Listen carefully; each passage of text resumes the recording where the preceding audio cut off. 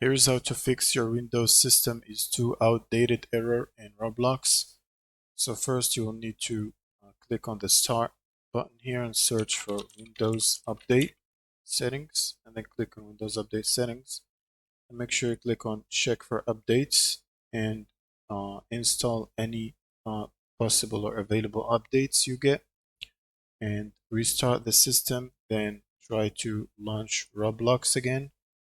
Now, if that still doesn't solve the problem, what you can do is on the start menu here, type run, and then open the run and type percentage local app data percentage, and then press enter. And that should open this folder. Now look for Roblox and make sure you remove the Roblox folder from here. And then you can run the Roblox launcher or the Roblox installer again and try to install Roblox again, and then launch the game, and that should fix the problem. Thank you guys for watching, and subscribe.